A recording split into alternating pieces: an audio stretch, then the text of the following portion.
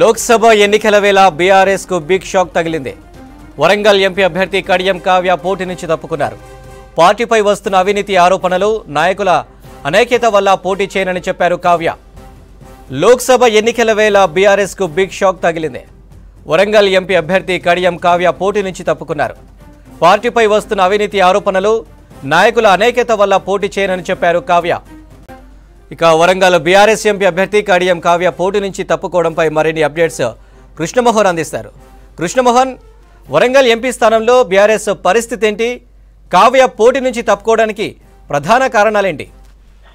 BRS పార్టీకి అయితే ఈ లోక్సభ ఎన్నికల ముందు జరుగుతున్న పరిణామంలో ఇది మరింత పెద్ద షాక్ గానే చెప్పొచ్చు. ఇప్పటికే పార్టీ కష్టాల్లో ఉంది. దీనికి ఇది మరింత షాక్ అయినటువంటి సంఘటనగానే మనం చెప్పుకోవచ్చు.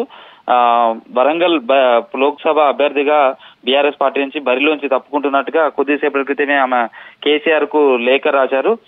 ఈ లేఖలో కూడా రాష్ట్రంలో జరుగుతున్న బీఆర్ఎస్ పార్టీ పరిణామాలు, తర్వాత ఆ పార్టీపై వస్తున్నటువంటి ఆరోపణలు కావచ్చు, అనేక కేసుల విషయాలు, తర్వాత జిల్లాలో ఉన్నటువంటి నాయకత్వ తీరుపైన కూడా ఆమె లేఖలో ప్రస్తావించుకుంటూ రాశారు. ప్రధానంగా కొద్ది రోజులుగా పార్టీ నాయకత్వంపై మీడియాలో వస్తున్నటువంటి అవినీతి కావచ్చు, భూ కబ్జాలు, ఫోన్ టాపింగ్ లాంటి వ్యవహారాలు, తర్వాత లిక్కర్ స్కామ్ లాంటి విషయాలు పార్టీ ప్రతిష్టను పూర్తిగా దెబ్బతీశాయి. జిల్లాలో నాయకుల మధ్య కూడా సమన్వయం లేకపోవడం, ఎవరికి వారే అన్నట్టుగా యమునా తీరుగా వ్యవహరిస్తున్నారు. దీంతో పార్టీకి చాలా నష్టం జరుగుతుంది.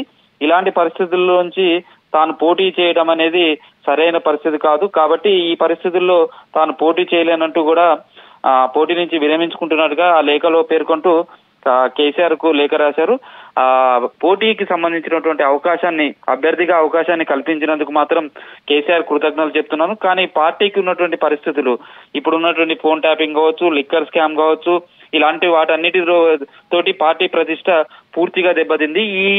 ఈ సమయంలో తాను పోటీ చేసినా గెలవలేను, ప్రజల నుంచి కూడా వ్యతిరేకత ఎదురవుతుందన్న నేపథ్యంలోనే తాను ఈ అభ్యర్థిత్వం నుంచి తప్పుకుంటున్నాను, పోటీ చేయలేను అంటూ కూడా తన అస్వస్థతను పోటీ చేయలేనంటూ కూడా ఆ లేఖలో పేర్కోవడం జరిగింది. అనిల్, ప్రస్తుతం అయితే ఈ లేఖ మాత్రం సంచలనం కలిగించిందని చెప్పొచ్చు. ఎందుకంటే ఇప్పటికే బీఆర్ఎస్ పార్టీకి సంబంధించి వరంగల్ జిల్లా అధ్యక్షుడిగా ఉన్నటువంటి మాజీ ఎమ్మెల్యే ఆరూరు రమేష్ పార్టీని వీడిపోయారు. అదేవిధంగా పలువురు కార్పొరేటర్లంతా కూడా పార్టీని వీడారు. ముఖ్య లీడర్లంతా కూడా పార్టీని వీడుతున్నారు. ఈ సమయంలో అభ్యర్థిగా ఉన్నటువంటి, అందులోనూ వరంగల్ లాంటి కీలకమైనటువంటి లోక్సభ స్థానం, ఇక్కడి నుంచి పోటీకి దింపినటువంటి కడియం కావ్య బరిలోంచి తప్పుకోవడం అనేది సంచలనంగానే చెప్పొచ్చు.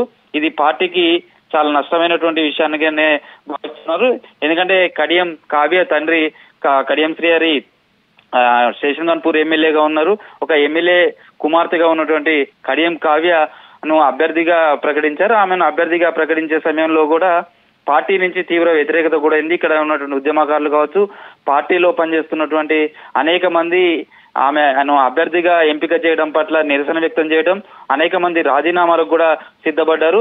ఇదే సమయంలో పార్టీలో జరుగుతున్నటువంటి పరిణామాలు కావచ్చు, తర్వాత ఫోన్ టాపింగ్, లిక్కర్ స్కామ్ కు సంబంధించి కవిత అరెస్టు, జైలుకు వెళ్లడం, ఇలాంటి సంఘటనలన్నింటి నేపథ్యంలో పార్టీ నుంచి పోటీ చేస్తే గెలవడం కష్టమనే భావన నేపథ్యంలోనే ఆమె బరిలోంచి తప్పుకున్నట్టుగా తెలుస్తుంది.